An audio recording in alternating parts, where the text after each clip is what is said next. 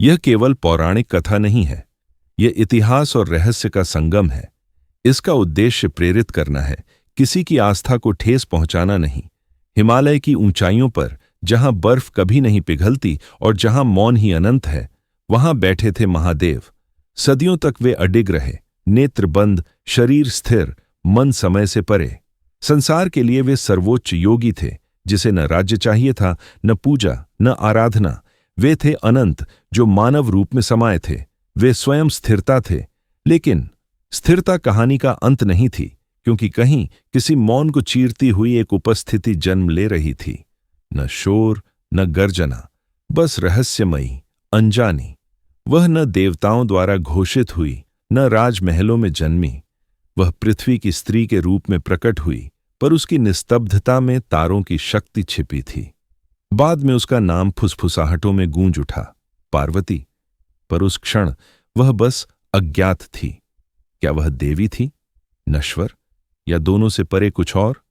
कथाएं कहती हैं उसने शिव को चुना, न शक्ति के लिए, न धन के लिए, बल्कि इसलिए क्योंकि उसने देखा जो संसार न देख सका, कि स्थिरता ही परम बल है।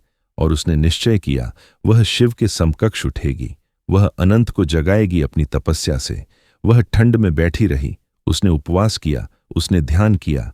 कहते हैं उसकी देह इतनी चमकी कि बर्फ उसके चारों ओर पिघल गई। ग्रामीणों ने इसे भक्ति कहा। आज के वैज्ञानिक कहते ध्यान से शरीर का तापमान बढ़ सकता है। यदि भिक्षु ऐसा कर सकते हैं तो पार्वती ने क्या हासिल किया? क्या वह अपने शरीर को किसी अनंत आवृत्ति से जोड़ रही थी? क्या वह शिव की मौनता से गूंजती एक एंटेना बन रही थी? और फिर क्षण आया।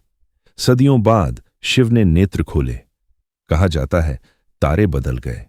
सोचिए, क्यों प्राचीन लोग उस क्षण आकाश के खिसकने की बात करेंगे? क्या यह सिर्फ कविता थी या वास्तव में कोई खगोलीय घटना घटी? भारत के प्राचीन मंदिर तारों, संक्रांतियों और ग्रहपट से जुड़े हैं। क्या यह मिलन इतना प्रबल था कि आकाश ने स्वयं उसे अंकित कर लिया?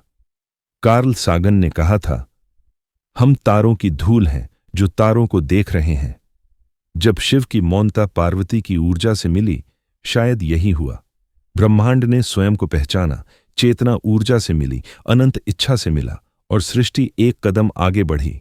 उनका मिलन बना एक अद्भुत प्रतीक, अर्धनारीश्वर, आधा शिव, आधी स्त्री। अधिकांश लोग इसे कला समझते हैं, पर क्या यह एक संकेत था, एक संदेश, पत्थर में छुपा हुआ सूत्र? सृष्टि को संतुलन चाहिए, पुरुष और स्त्री, मौन और गति, शांति और नाद। बिना दोनों विनाश, दोनों साथ जीवन। कल्पना कीजिए, पार्वती की अकेली, बर्फ में बैठी, न झुकी न थकी। क्या वह देवता से प्रार्थना कर रही थी, या वह उस रहस्य को खोल रही थी जिसे हम भूल चुके हैं, कि अनुशासन पहाड़ पिघला सकता है और ऊर्जा अनंत को भी जगा सकती है? और यहीं से कहानी आईना बन जाती है, क्योंकि चाहे वह देवी थी, नश्वर थी या कुछ और, सबक वही है। उसने धैर्य, ध्यान और इच्छा से संसार बदल दिया।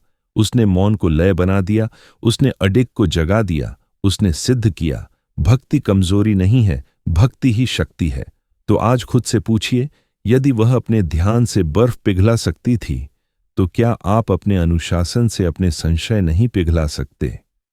यदि शिव सदियों तक स्थिर रह सकते थे सही समय की प्रतीक्षा में, तो क्या आप अपनी यात्रा में सही क्षण का इंतजार नहीं कर सकते? यदि उनके मिलन ने तारों को हिला दिया, तो क्या आप अपने जीवन को संतुलन से नहीं बदल सकते? हर हर महादेव सिर्फ एक जयकारा नहीं है, यह केवल प्रार्थना नहीं, यह एक सूत्र है, एक स्मरण कि आपके भीतर भी शिव हैं, आपकी चेतना, आपकी स्थिरता, और आपके भीतर भी पार्वती हैं, आपकी ऊर्जा, आपकी शक्ति। जब दोनों मिलते हैं, जब आपका मौन आपकी ऊर्जा से मिलता है, तब कोई आपको रोक नहीं सकता। शायद यही कारण है कि उनके नाम आज भी मंदिरों की दीवारों और मंत्रों में गूंजते हैं, क्योंकि वे दूर नहीं थे, वे हमारे भीतर हैं। क्योंकि संतुलन धर्म नहीं है, संतुलन जीवन की सर्वोच्च तकनीक है। याद रखिए, शिव पर्वत है, पार्वती सरिता, एक बिना दूसरे अधूरा है। साथ में वे संसार रचते हैं। तो जब आज रात आप तारों को देखें, अपने आप से पूछिए, क्या यह केवल मिथक है, या यह स्मृति है उन दिव्य प्राणियों की जिन्होंने हमें याद दिलाया कि हम कौन हैं? क्योंकि यदि प्राचीन सही थे और यदि कार्ल सागन भी सही थे, तो ब्रह्मांड कहीं बाहर नहीं है। ब्रह्मांड आप हैं। अपनी शक्ति को जगाइए, अपने शिव को स्थिर कीजिए, दोनों को संतुलित कर उठ खड़े होइए। हर हर महादेव। आप देख रहे हैं God is an astronaut. Like, share और सब्सक्राइब करना न भूलें।